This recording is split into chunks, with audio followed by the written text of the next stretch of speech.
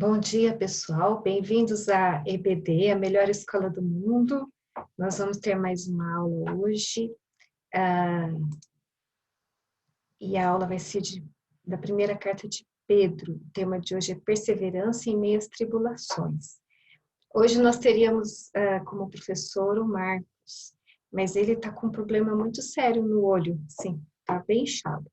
Então, ele achou melhor, a gente achou melhor trocar, né? Eu vou dar essa aula, ele vai dar uma outra mais para frente, tá bom? Então vamos orar por ele, né? Lembrar dele nas orações. Vamos lembrar também que as nossas aulas não substituem a leitura da Bíblia, porque ela que é a palavra de Deus.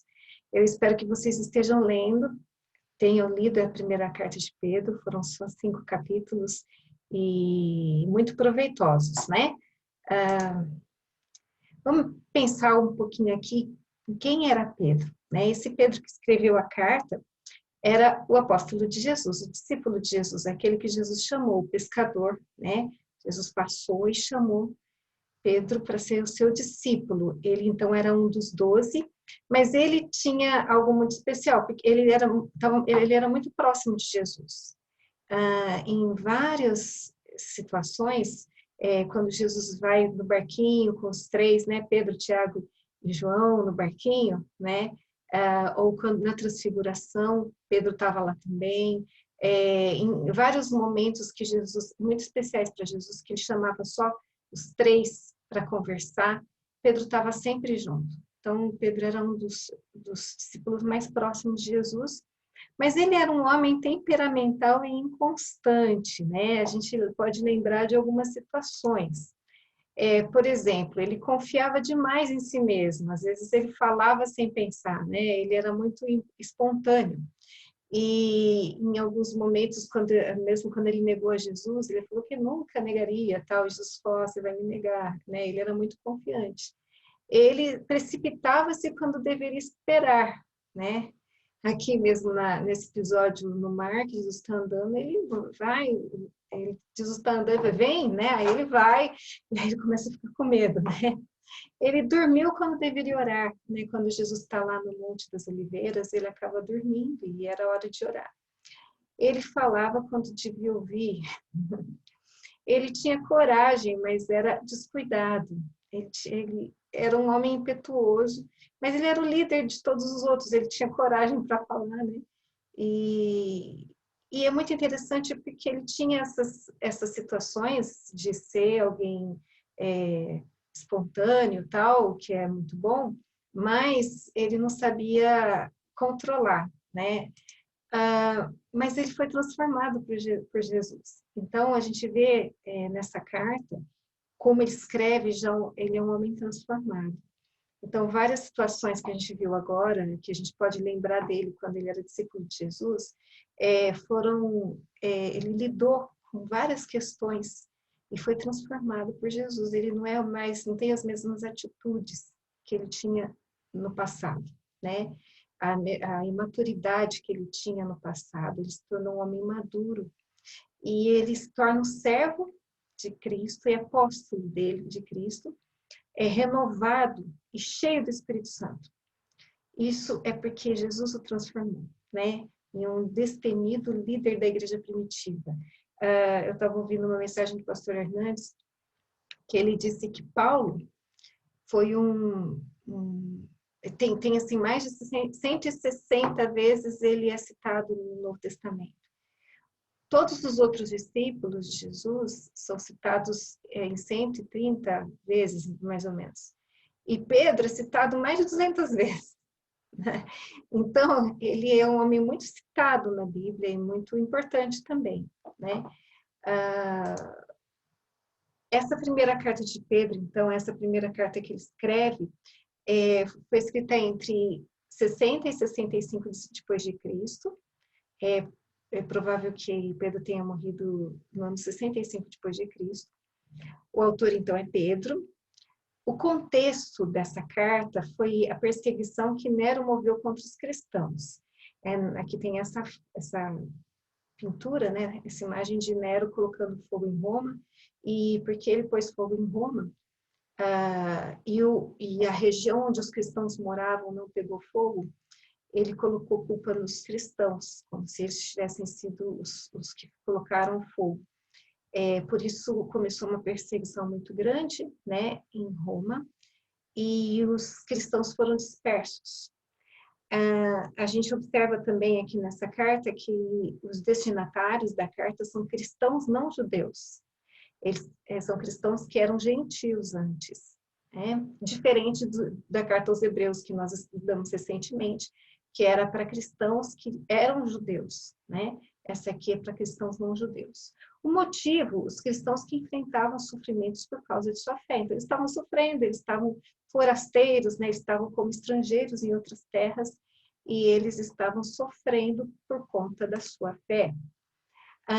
Aqui, então, no capítulo 1, a gente tem o início dela aqui. Pedro começa assim: Pedro, apóstolo de Jesus Cristo, aos eleitos que são forasteiros da dispersão no Ponto, Galácia, Capadócia, Ásia e Bitínia, como está aí no mapa, nessa região do Mar Negro.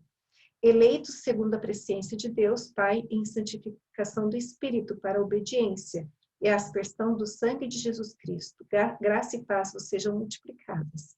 Então, a gente vê essa região aí, que era a região da província da Ásia Menor, né? Na época, fazia parte do Império Romano. Atualmente, faz parte da Turquia, só para a gente se localizar, né? Perseverança em meio à tribulação, então, é o tema da nossa aula. E é o tema, praticamente, essa carta fala de sofrimento. Sem dúvida, Pedro estava sofrendo, né, também, pelas perseguições e tal. Mas ele fala algo muito interessante. Ele fala assim: louvem a Deus, bendigam a Deus, né? Alegrem-se pelas ricas bênçãos que Deus guarda para o seu povo. E ele vai falando de coisas importantes aqui para que a gente tenha esperança, né? Porque Cristo, ele nos deu uma nova vida, ele nos regenerou. Pela ressurreição de Cristo, nós somos uma nova criatura. E nós estamos aguardando uma pátria muito maior, né? A salvação no último dia. E ele relembra os cristãos, esses cristãos para quem ele está escrevendo, que apesar dos sofrimentos aqui que eles estão enfrentando, essa tribulação toda, vale a pena perseverar, porque a gente tem uma esperança futura, né? E a gente deve ficar feliz no presente. Aqui no 1:6 fala assim: nisso exultais, embora no presente, por breve tempo, se necessário, serais contristados por várias provações, para que, uma vez confirmado o valor da vossa fé, muito mais preciosa do que o ouro perecível, mesmo apurado por fogo, redunde em louvor, glória e honra na revelação de Jesus Cristo. Então, ele fala assim: a nossa fé tem que ser provada, né? Ela tem que ser, porque a nossa fé é como, ele compara com o ouro. Tá vendo aí essa foto, né? Tem vários metais, ouro, né? E deve ter outros metais também. Tá colocando lá no fogo para que ele seja apurado. E da mesma forma, semelhante a isso, nós também temos que ser provados como no fogo, né? Para que para que a nossa fé seja aprovada. E no final disso, a gente vai perceber que valeu a pena ter passado por provações, porque a gente cresce, né? A nossa fé é confirmada. É difícil a gente pensar que pode ter alegria no meio da provação, no meio do sofrimento, mas quando a gente sofre por Cristo, vale a pena. A gente pode até lembrar de alguns cristãos, né, lá em Atos, que eles foram presos e voltaram alegres porque eles sofreram, né, por Cristo. Então, de certa forma, quando a gente sofre por Cristo, a gente está provando a nossa fé, que nós realmente somos dele, né? Isso confirma. E aí ele vai trabalhando que a gente, vivendo nesse mundo, nessas situações, a gente deve viver uma vida santa, né? Ele coloca aqui em 1 Pedro 1,14, fala assim: no 13 e 14. Por isso, cingindo o vosso entendimento, sede sóbrios e esperai inteiramente na graça que vos está sendo trazida na revelação de Jesus Cristo, como filhos da obediência. Não vos amoldeis as paixões que tinhais anteriormente na vossa ignorância. Pelo contrário, segundo é santo aquele que vos chamou, tornai-vos santos também vós mesmos em todo o vosso procedimento. Então, nós devemos ser sóbrios nesse mundo, né? Não nos amoldar as paixões que a gente tinha anteriormente, né? Ele está falando a cristãos gentios que tinham uma vida mundana e agora eles conheceram a Cristo, foram lavados pelo sangue de Cristo e ele está falando, olha, não se deixem moldar por esse mundo, né? Não voltem às paixões antigas. Porque agora nós somos filhos da obediência, não mais filhos do mundo, né?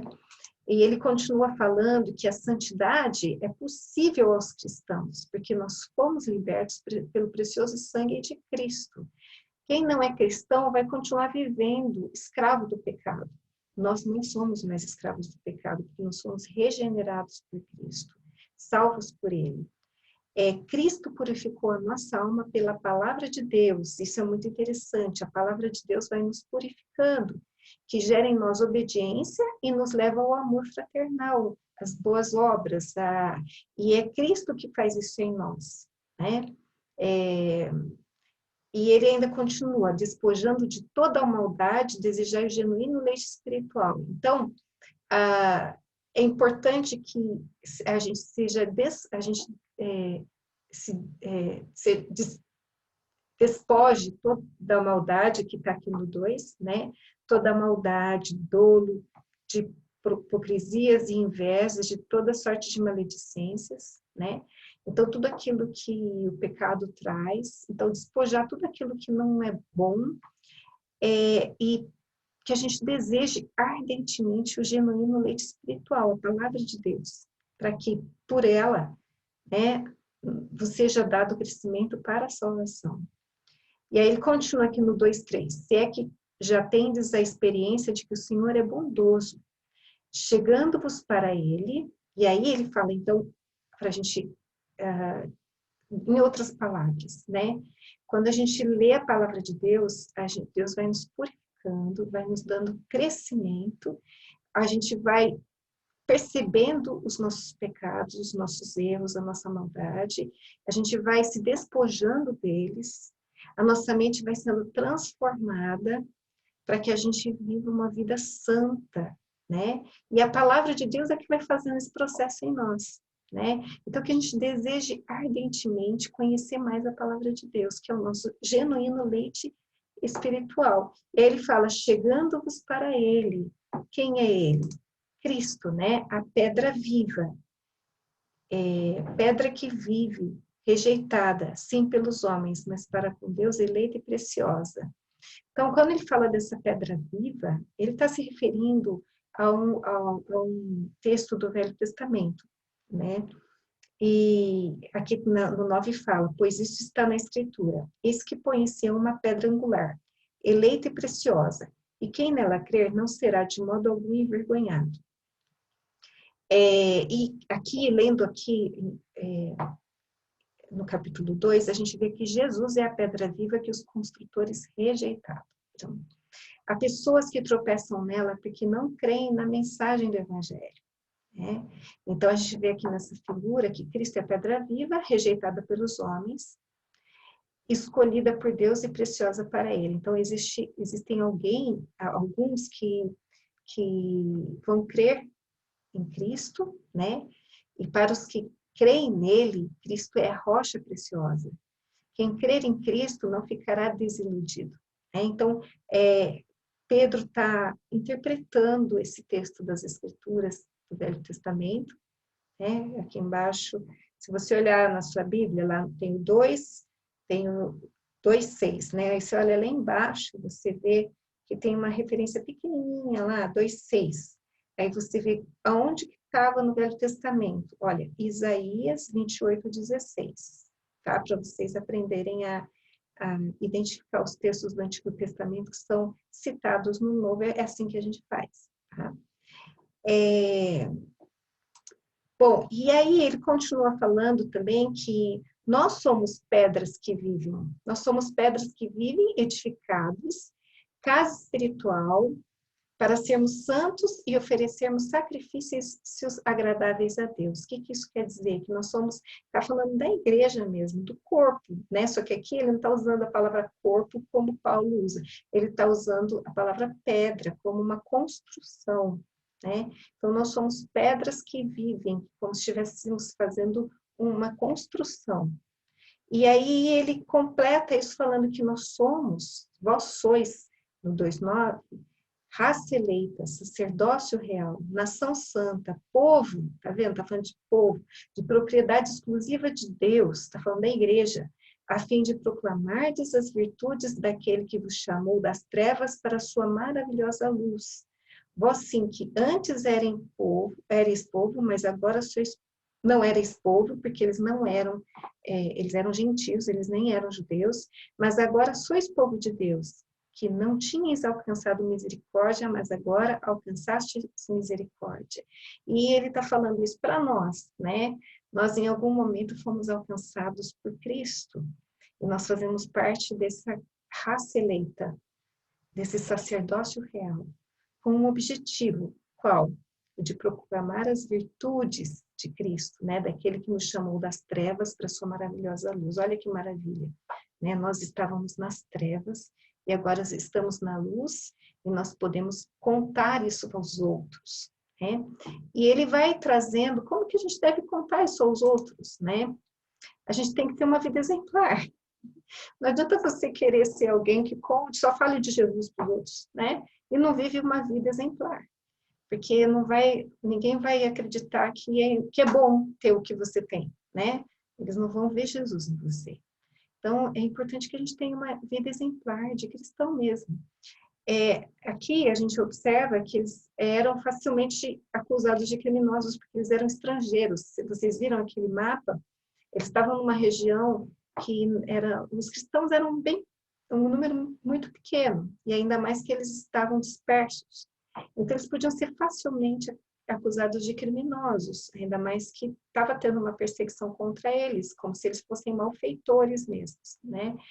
E Pedro insiste que a conduta deles deveria ser boa entre os gentios, para que eles não tivessem nada que os outros, os vizinhos, assim, os difamassem, né? A gente vê isso lá em 1 Pedro 2:11 e 12, que é interessante, que fala assim, ó, amados, exorto-vos como peregrinos e forasteiros, que às vezes são estrangeiros onde eles estão, né? Que sois, a vos absterdes das paixões carnais que fazem guerra contra a alma, mantendo exemplar o vosso procedimento no meio dos gentios, para que naquilo que falam contra vós outros, como de malfeitores, observando-vos em vossas boas obras, glorifiquem a Deus no dia da visitação. Então, eles deveriam ter uma conduta exemplar, para que os vizinhos, as pessoas que os conhecessem, não os difamassem, mas muito mais do que isso, né? Glorificassem a Deus, observassem que eles tinham algo diferente, né? E é assim que deve ser a nossa conduta, aonde a gente estiver, porque nós somos estrangeiros aqui no mundo, né? Nós não somos desse mundo, nós somos... nosso reino é celeste, né? Nós somos filhos de Deus. Então, aqui, a nossa conduta deve ser santa e irrepreensível. Então, ele começa a falar aqui algumas coisas que são importantes para nós seguirmos como cristãos, né? Os deveres de todo cristão. Primeiro que ele coloca aqui no 13, sujeitai-vos a toda a instituição humana por causa do Senhor, quer seja ao rei como soberano, quer as autoridades como enviadas por ele, tanto para castigo dos malfeitores, como para louvor dos que praticam o bem. E aí ele vai trabalhando essa questão, né, de que nós temos que nos sujeitar à instituição humana.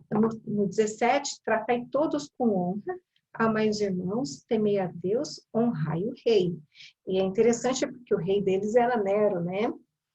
Não era nada fácil, não dá nem para comparar com o que nós temos hoje. Era o sanguinário mesmo. E mesmo assim, eles deveriam honrar o rei. Isso é bom para a gente pensar. Será que eu honro? Será que eu falo mal? Nós não podemos falar mal das autoridades, mas orar por elas. Aqui, continua falando, né, dos servos. Então, o dever do servo. Aí está falando, aqui no caso, do empregado, né? Independente de... Então, se você é subordinado, está trabalhando para alguém, você também está nessa condição. Servos, o 18, 2:18. Servos, sede submissos com todo o temor ao vosso Senhor. Não somente se for bom e cordato, mas também ao perverso. Nossa, como é difícil, né? Como o bom já é difícil, porque a gente quer fazer o que a gente quer, né? Não, aqui está falando. Seja submisso ao perverso também, porque isto é grato, que alguém suporte tristeza, sofrendo injustamente por motivo de sua consciência para com Deus. Então, Deus nos manda sujeitarmos as autoridades, e se você é servo, se você tem que sujeitar o seu patrão, se você é empregado, o seu patrão. Tem uma parte aqui que eu vou pular, porque eu vou voltar no final, e aí a gente tem a parte das mulheres, né? No 3:1. Mulheres, sede vós igualmente submissas a vosso próprio marido, para que, se ele ainda não obedece a palavra, seja ganho sem palavra alguma por meio do procedimento de sua esposa, a observar o vosso honesto comportamento cheio de temor. Então, as mulheres devem se submeter aos seus maridos, e aqui, mesmo que se ele não obedecer a palavra, seja ganho, então, pelo procedimento dela. Então, pelas ações. Depois nós vamos vendo maridos, lá no 7. Vós, igualmente, vivei a vida comum do lar, com discernimento, e tendo consideração para com a vossa mulher, como parte mais frágil. Tratai-a com dignidade, porque sois juntamente herdeiros da mesma graça de vida, para que não se interrompam as vossas orações. O marido, então, que não vive a vida comum do lar, que não trata a esposa com dignidade, ele tem as orações dele interrompidas. Deus não ouve. Deus ouve as orações dele se ele tratar bem a esposa. Né? Depois a gente vê aqui, para todos, finalmente o 8, né? 3:8. Finalmente, sede todos de igual ânimo, compadecidos fraternalmente, amigos, misericordiosos, humildes, não pagando mal por mal e injúria por injúria. Antes, pelo contrário, bem dizendo, pois para isto mesmo fostes chamados, a fim de receberdes bênção por herança. Como é interessante a gente ler isso, falado por Pedro, porque Pedro era um homem que não levava não levava desaforo, né? Pelo menos é isso que a gente vê, né, no jeito dele. E agora ele aprendeu e está ensinando a gente. Ele aprendeu com Cristo, transformou a vida dele, e ele está mostrando que é muito legal isso, ver que ele foi transformado. E se a gente tem alguma dificuldade de submissão, a gente tem o exemplo dele, que foi alguém transformado. Nós temos esperança de mudança. Nós podemos ser transformados por Cristo, porque Pedro foi, né? E nós também podemos ser. Por quê? E aí a gente volta aqui no 2. São conselhos difíceis, são deveres que parecem muito difíceis ser submisso, mas a gente tem um exemplo de Cristo, e aqui é muito legal. 1 Pedro 2:21, aqui, ó. Porquanto para isso mesmo fostes chamados, pois que também Cristo sofreu em vosso lugar, deixando-vos exemplo para seguirdes os seus passos. Olha só, Cristo sofreu em nosso lugar, o qual não cometeu pecado, nem dolo algum se achou em sua boca, pois ele, quando ultrajado, não revidava com ultraje. Quando maltratado, não fazia ameaças, mas entregava-se àquele que julga retamente. Jesus, então, quando era ultrajado, e ele recebeu vários ultrajes, né, várias palavras ofensivas, cuspiram nele, não só na cruz, mas imagina, desde criança, uma criança tão boazinha, perfeita, quanto ele foi maltratado. Mas ele não revidava. Na cruz a gente viu isso também, ele não revidava com ultraje. o que que ele fazia? Ele entregava-se àquele que julga retamente. Ele se entregava a Deus, sabendo que Deus é que ia julgar aquela situação. Por quê? Porque ele mesmo ia carregar sobre o madeiro, sobre o corpo dele, os nossos pecados. Aqui está escrito, ó, no 24, carregando ele mesmo em seu corpo, sobre o madeiro, os nossos pecados, para que nós, mortos para os pecados, vivamos para a justiça. Por suas chagas fostes sarados. Isso é muito legal, porque aqueles ultrajes que proferiram contra ele, ele entregou para Deus Pai. E quando ele estava lá na cruz, ele recebeu novamente aqueles ultrajes. Né? Ele pagou por aquilo. Isso faz a gente pensar, será que vale a pena eu responder na mesma moeda? Né? Eu querer os meus direitos, né? Será que vai... E, pelo exemplo de Cristo, a gente deve entregar a Cristo, que aquele que julga retamente, porque a nossa justiça não é justa, é injusta. A gente vai querer pagar, né, com a nossa língua, né, ou com as nossas ações, o mal com o mal. Mas Jesus, ele nos ensina a não fazer isso. E depois ele continua com 25. Porque estáveis desgarrados como ovelhas, agora, porém, os convertestes ao pastor e bispo da vossa alma. Nós temos um pastor que cuida de nós. E a gente não está... toda a justiça será executada pelo justo juiz. E ela vai ser completa. E nós não precisamos querer fazer justiça com as nossas próprias mãos. Pelo contrário, que nós nos sujeitemos às autoridades, a todos os que estão acima de nós, com paciência, que nós soframos aquilo que nós precisamos, devemos sofrer, sem revidar, né? Para que, e aqui no 3 ou 12 fala assim, porque os olhos do Senhor repousam sobre os justos, e os seus ouvidos estão abertos às suas súplicas, mas o rosto do Senhor está contra aqueles que praticam males. Então Deus é juiz e Ele é justo. Vamos confiar nele, a justiça. Aqui, e aí ele vai trazendo alguns exemplos, né? Ele fala do sofrimento, que a gente vai sofrer nesse mundo como cristão. O mundo caído já traz sofrimentos, mas quando você se torna cristão, você começa a ser odiado pelo mundo, né? E aí existe mais um sofrimento. E esse sofrimento é porque você é seguidor de Cristo. E esse sofrimento nós vemos lá no princípio com Noé.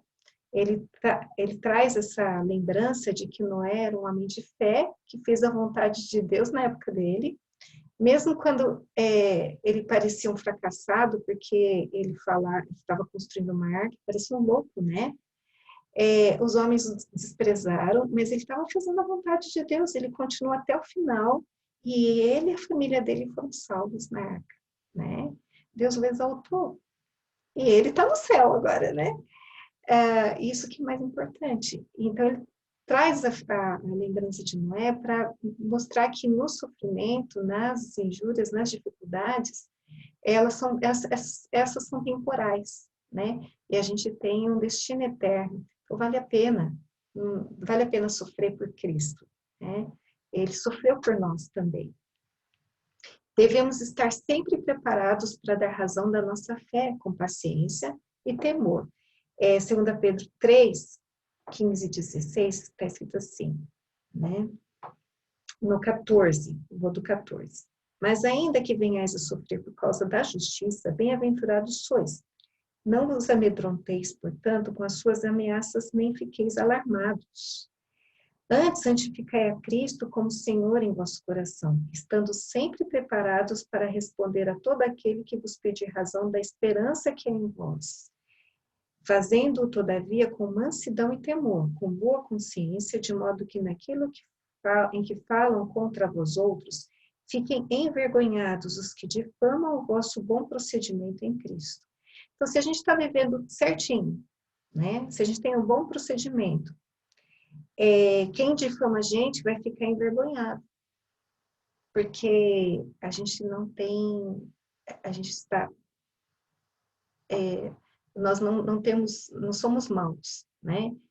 O que falarem contra nós vai ser para vergonha deles, não para nós, né? Então, que a gente esteja preparado para dar razão da nossa fé, com paciência e temor onde estiver. Né? Aí, a gente vai observando que, como Cristo sofreu, nós também sofreremos. Só que aqui em 1 Pedro 4:1 fala assim: ora, tendo Cristo sofrido na carne, armai-vos também vós do mesmo pensamento. Pois aquele que sofreu na carne deixou o pecado, para que no tempo que vos resta na carne já não vivais de acordo com as paixões dos homens, mas segundo a vontade de Deus. Então, cristão, se você é crente, mesmo regenerado, teve um novo nascimento, você não é mais dominado pelo pecado, que é o que está escrito aqui, né? E que o sofrimento, ele nos transforma, ele ele nos redime, ele nos ajuda, né, a crescermos. E Pedro deve ter sofrido bastante nesse período todo, como líder da igreja, como vendo tantos cristãos sendo perseguidos, ele também possivelmente estava, não sei se nessa carta aqui, ele ainda, na segunda carta, nós vamos ver que ele está indo já para o martírio, né, para a morte, está preso. Essa carta ele escreve junto com Silvano, né, então, não sei exatamente se ele está preso, nós não sabemos, mas na segunda carta ele já está indo para a morte dele foi crucificado, né, a tradição diz que ele foi crucificado e pediu para ser crucificado de ponta cabeça. Nós não sabemos se é verdade isso, mas sabemos que ele morreu martirizado, né? Então, ele sofreu bastante também, mas ele foi transformado por Jesus.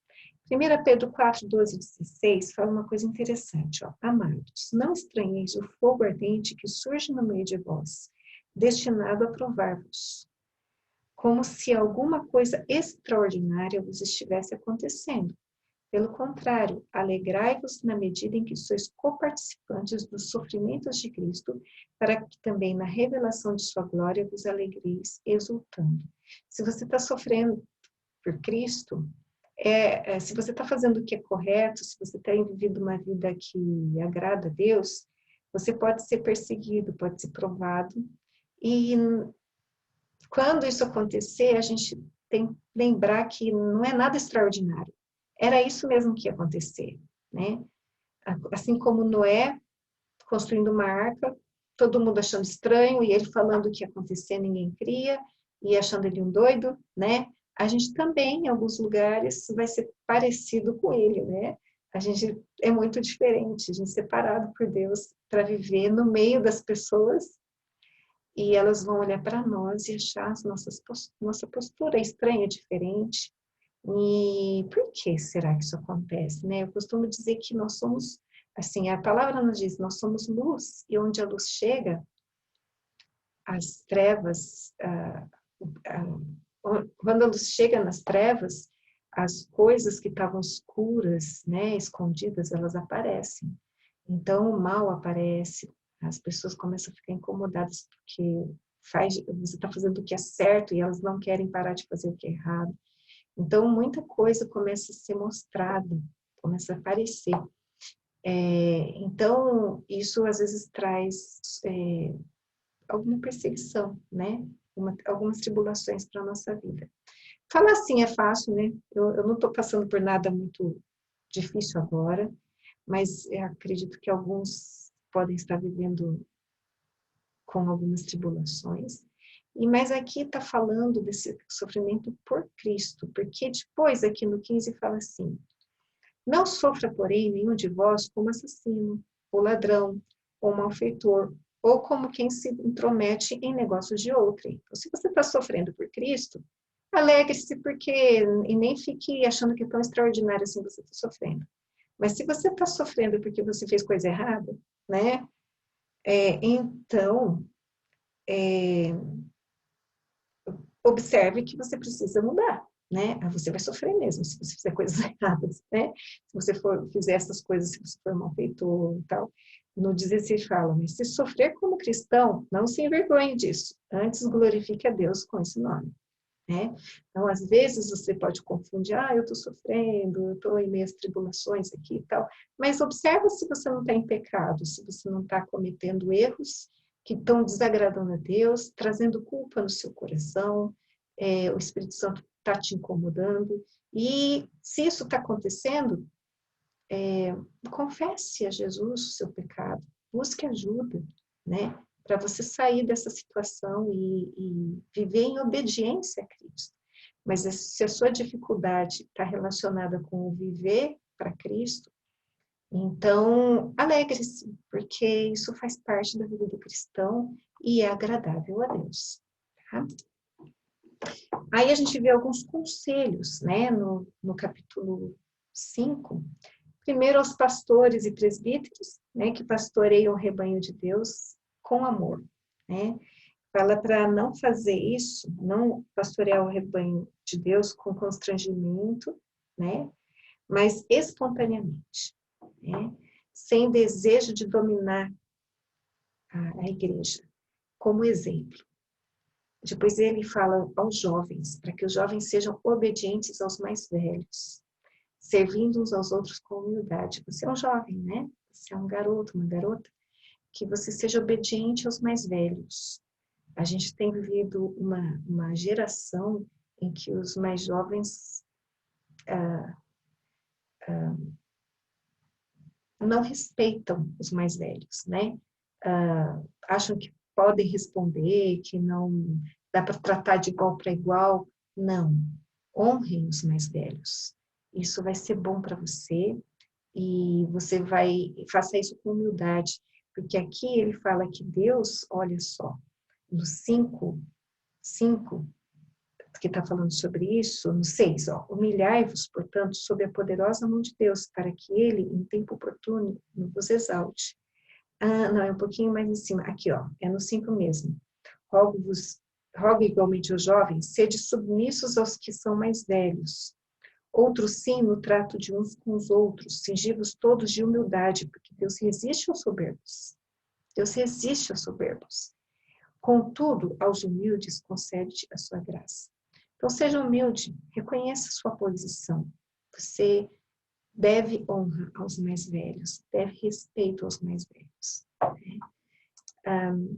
Mais conselhos, lancem sobre Deus toda a vossa ansiedade, porque Ele cuida de vocês, né? Então, a gente passa por situações tão complexas, né? Mas lance sobre Deus a sua ansiedade. Lembra-se que Ele está cuidando de você, Ele está no controle, Ele é soberano. Nada nesse mundo que isso aconteça não está debaixo da proteção dEle. Ele cuida de você a ponto de as palavras ainda não saíram da sua boca e ele sabe o que você vai dizer, é o que o Salmo diz, né? E nenhum fio do seu cabelo cai sem que ele saiba, né?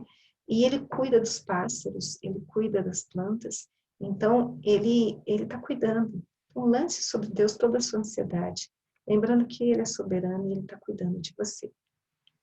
E vigiem, porque o inimigo, que é o diabo, ele anda em derredor como um leão que ruge tentando nos devorar. Então, tome muito cuidado e o que vai nos fortalecer contra o inimigo é a palavra de Deus, como está nessa figura aí, ele está querendo nos devorar, né? Porque a palavra de Deus nos fortalece. Então, nós vencemos a tentação com a palavra de Deus na cabeça, no coração. A gente não se rende à tentação quando a gente quando a gente está forte, né? Quando Deus nos fortalece com a sua palavra. E aqui, para a gente terminar, no último capítulo 5, os versículos de 9 a 10, ele fala assim, Pedro fala, resisti firmes na fé, certos de que sofrimentos iguais aos vossos estão se cumprindo na vossa irmandade espalhada pelo mundo. Isso quer dizer que outros irmãos espalhados pelo mundo estão sofrendo como você. Você não é a única pessoa que está sofrendo no mundo. Outras pessoas também estão sofrendo. Então, olha para os lados. Lembra dos outros, ore por eles também. Né? Ora, o Deus de toda graça, que em Cristo vos chamou à sua eterna glória, depois de terdes sofrido por um pouco, ele mesmo vos há de aperfeiçoar, firmar, fortificar e fundamentar.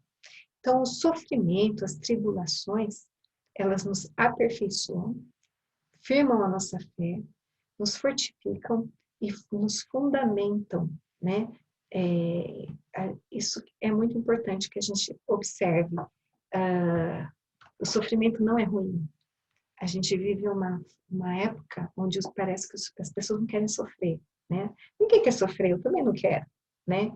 Mas muitos de nós não conseguem observar, em meio ao sofrimento, que existe um ganho muito grande com o sofrimento. Quando a gente se rende a Deus, quando a gente permite que Deus nos transforme através do sofrimento. Existem algumas coisas que não acontecem se nós não sofremos. A gente não aprende algumas coisas senão pelo sofrimento. Então, Deus nos traz esses sofrimentos para a gente crescer, para a gente amadurecer. Que a gente se lembre disso quando estiver passando por tribulações, por provações. Esses conselhos de Pedro são muito bons e que se você não leu a Bíblia, né, não leu essa semana, a primeira carta de Pedro, leia então para você entender um pouco melhor tudo isso que nós conversamos. Tá bom? Vamos orar? Senhor nosso Deus, nós te agradecemos por esse dia, te agradecemos porque Pedro registrou esses ensinamentos e chegaram até nós, chegaram aos primeiros destinatários, Senhor, e eles, sem dúvida, puderam aprender muito com essa carta, e que nós também aprendamos o quanto é importante, e o quanto faz parte da nossa vida as tribulações, as provações, os sofrimentos, que a gente reconheça a importância dessa situação na nossa vida e que a gente sempre corra até o Senhor, se chegue até o Senhor nesses momentos para aprender mais de Ti, para lançar sobre Ti toda a nossa ansiedade, para lembrar que o Senhor está cuidando de nós. Senhor, se alguém estiver em tribulação e sofrimento, que está assistindo a aula, que tenha a consciência de que o Senhor está cuidando de todas as coisas. Em nome de Jesus que nós oramos. Amém. Bom, na aula que vem, né, a próxima aula, nós vamos ler a segunda carta de Pedro. São só 3 capítulos, então é rapidinho, bem mais rápido. Essa aqui foram 5, mas é muito tranquila a leitura e muito boa também, tá bom? E eu espero você na próxima aula, tá bom?